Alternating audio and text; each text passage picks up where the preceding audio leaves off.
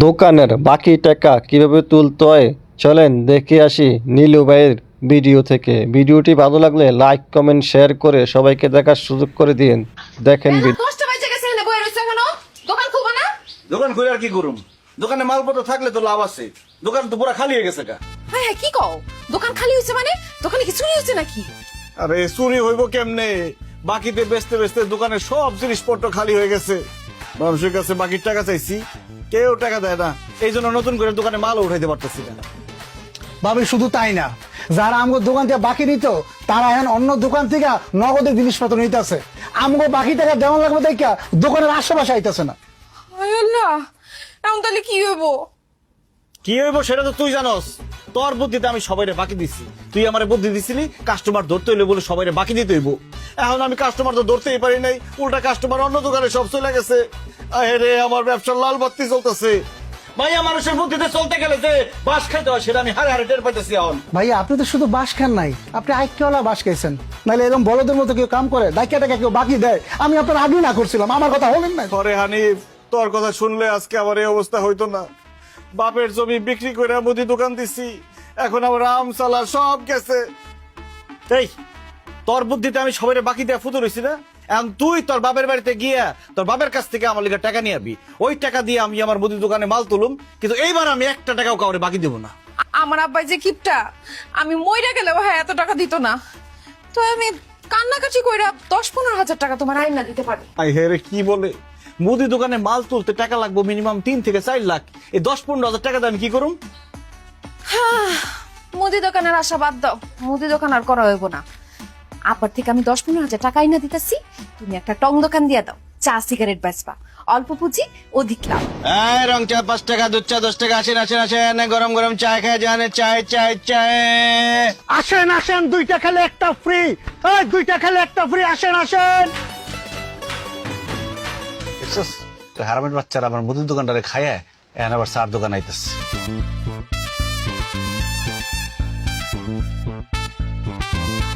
কিরে মোকলেশ, মুদির দোকান বাদ দিয়ে এখন চার দোকান দিছস, খুব ভালো হইছে। এখন থেকে যখন তখন এসে চা বিড়ি খেতে পারবো। এইসব খাজুর আলাপ বাদ দিয়ে চা খাইলে চা খাই বিদায় হয়ে যান, আমার কাস্টমার আইব আরো। আচ্ছা শোন, দুধ চিনি বাড়াই দিয়ে একটা চা দে আর একটা সিগারেট দে। কি সিগারেট? Benson light. দেন টাকা দেন। এই বাড়া আগে টাকা চাষকে বাকির খাতে লেখা রাখ, পরে দে মনে।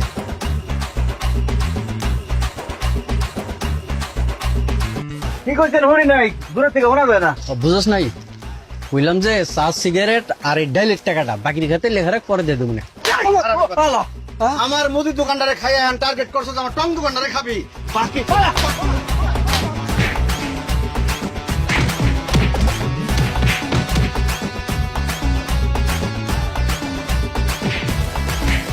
বাকি খাইতেছে বাক। কি রে দেখছস? হাই হাই হাই রে, এই তোর তো পকেট ভর্তি টাকা, টাকা থাকার পর তুই বাকি খাস কেন? ভাই বাকি খেতে খেতে বেশ খারাপ হয়ে গেছে, এর লেগে খালি বাকি চাই দেবো। আর কোন বাকি খাবি? খাবি আর কোন দিন বাকি? আর জীবনেও খামু না ভাই, এখন থেকে তোর দোকানে যখন এমন নগদ খামু। দেখছো সানিফ, ঠেলার নাম বাবাজি। এখন থেকে নরম হলে চলবো না, গরম হইতে হইব। যারা যারা আমার মুদি দোকান থেকে বাকি খাইছে, আমার মুদি দোকান রে টং দোকান বানাইছে, প্রত্যেকের বিরুদ্ধে আমি অ্যাকশনে যাবো। প্রত্যেকের কাছ থেকে আমি বাকির টাকা উদ্ধার করে ছাড়ুম। রাত্রিতে ছেড়ে দেওয়া পাবি না তোর টাকা। এনে খেলে দেবো কাকু টিস্যু রাখছে, টিস্যু।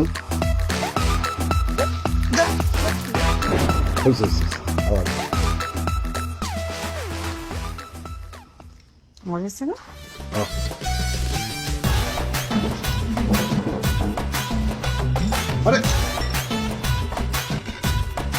কি ব্যাপার মুকলেশ ভাই, আপনারা আমাকে সামনে থেকে ভাতের প্লেট নিয়ে খাওয়া শুরু করছেন কেন? খিদে লাগছে তাই খাইতেছি।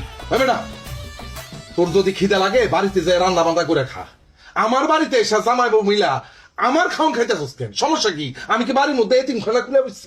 কারণ আপনি আমার দোকান থেকে বাকি নিয়ে বাকির টাকা দেন নাই, এই জন্য আমি বাড়িতে কোনো বাজার করতে পারি নাই, তাই আমার বউ কোনো রান্না বান্না করতে পারে নাই। সেই জন্য সিদ্ধান্ত নিয়েছি এখন থেকে 3 বেলা আপনার বাড়িতে খামু।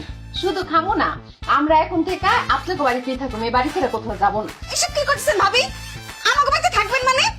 ঠিকই কইতেছি ভাবি, শুধু আপনাকে বাড়িতে থাকুমি না, আপনি যে সুন্দর সুন্দর শাড়ি চুড়ি এগুলো পরেন না, এগুলো সব আমি আপনার থেকে নিয়ে ব্যবহার করবো। আর বারেক ভাই, আপনার শার্ট প্যান্ট কিন্তু আমি পরুন, আমার আর আপনার শার্ট প্যান্টের সাইজ তো একই।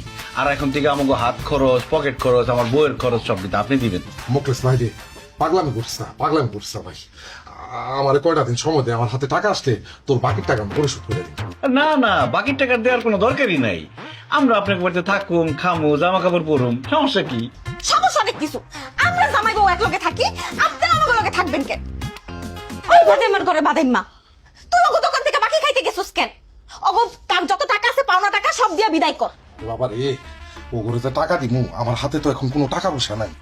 ও টাকা নাই? তাহলে খুব ভালো হয়েছে পারবেন, আমরা কয়েকদিন এই বাড়িতে বেড়াতে পারুন। পারবেন, তোমার কি খাওয়া দাওয়া হয়েছে, পেট ভরছে? ঠিক আছে তাহলে চলো, বাবির রুমে বড় একটা টিভি আছে, ওই টিভি দেখি আর একটু রেস্ট করি। আসো। আরে মুখলেস, ভাবি ডাইল খায় না, ডাইলে হাত দিস। হ্যাঁ মুখলেস, আর ভাই মুখলেস।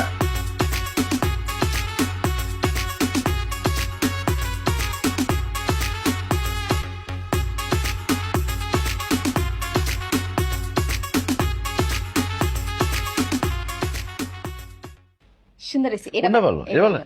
এইটা সুন্দর, এটা। এটা বলুন, হ্যাঁ। মানাইব। আরে মুখলেস, তুই আমার শার্ট নিছিস কেন? আরে শার্ট পরুম, অসুবিধা কি? এই শার্টটা সুন্দর আছে, আমি পরুম। হ্যাঁ ভাবি আপনি আমার শাড়ি নিয়েছেন কেন? কারণ এই শাড়িটা আমার খুব পছন্দ হয়েছে। শাড়িটা খুব মানাইছে। খবরদার ফালতু কথা কইবেন না, আমার শাড়ি দেন, জানেন থেকে। আরে ভাবি, আমরা কি এখানে থাকতে আসছি?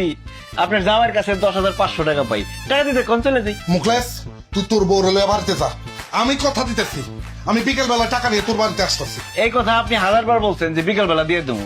দিন যায়, মাস যায়, বছর যায়, আপনার বিকাল আর আসে না। এই জন্য সিদ্ধান্ত নিচ্ছি, টাকা না দিলে এবারে থেকে যাবোই না। তুমি একটা শাড়ি পরে বই রয়েছো কেন?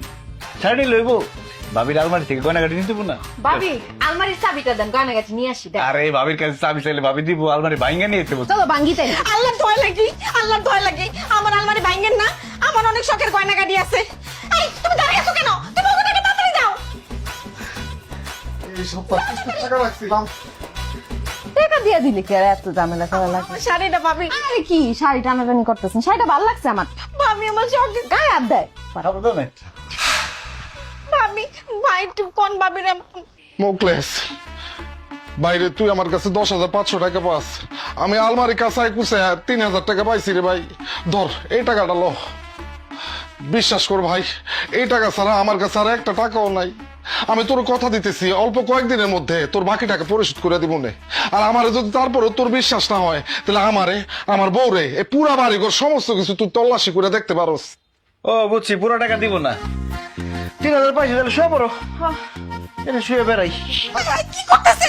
আমার পিতা শিখতেছে। এই দাঁড়িয়ে আছো কেন তুমি? আমি জানি তোমার কাছে টাকা আছে। তুমি যাও, কেপ করে করবে না, টাকা দিয়ে দাও। ঘরের শত্রু ভীষণ। বাকি খাইবার সময় মনে থাকে না। ওরে আমার বিশ্বাস করতে মনে শুরু করছে। ভালো করো না কেন?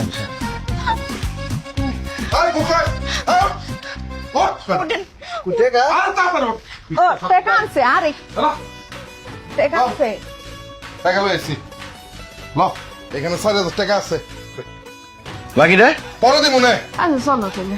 আচ্ছা ঠিক আছে, 7,000 পাইলাম, 3,500 যদি সময় মতো না পাই, আবার বেরোতে এসে পড়বো। হ্যাঁ আইস।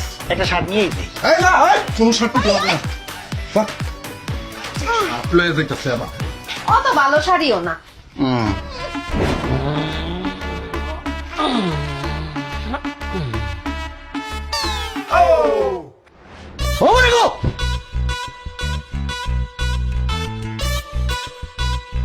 কিরে মুখলেস, তুই এত রাইতে তোর বরণে আমার বাড়িতে এসেছিস কি মনে করে? কারণ দিনের বেলা তো আপনার পাওয়া যায় না, এই জন্য রাত্রের বেলা আইছি। আর বউ নিয়ে কেন আসছি সেটা একটু পরে বুঝতে পারবেন। পারবেন, দেহ তো খাটটা পছন্দ হয় নাকি? খাটটা পুরান, তোর পছন্দ হয়েছে? এসি রে, এসি কি চলে? এই যে চলে তো। ও ভালো তো, এসিটা খুব পছন্দ হয়েছে। তোমার কেমন? সেই সেই টিভিটা? টিভিটা খুবই ভালো। গড়িটা তো খুব পছন্দ হয়েছে। আমরা তিনি খাটবো আমু, তার পিছনে হলো গড়িটা রাখুন। আচ্ছা, আর টিভিটা থাকবো একদম খাট বরাবর সামনে, যে শুয়ে শুয়ে টিভি দেখতে পারি। তাহলে আমার ঘর সাধারণ জিনিসপত্র সব হয়ে গেল। আমি তো কিছুই বুঝতে পারতেছি না, আমার বাড়ির জিনিসপত্র তোর বোর পছন্দ হচ্ছে, এগুলো কেন বলতেছো? কারণ আপনার খাট, এসি, সোফা, টিভি, ঘড়ি সব আমি আমার বাড়িতে নিয়ে যাবো। আরে আরে খোলা বাংলা মালুটা। এই খবরদার, আমার জিনিসপত্র কেউ হাত দিবি না। মুখলেস, তুই কি দোকানদারে থুইয়া ডাকাতে শুরু করছো? আমি কোনো ডাকাতি শুরু করি নাই। আপনি আমার দোকান থেকে বাকি খাইছেন 22,700 টাকা।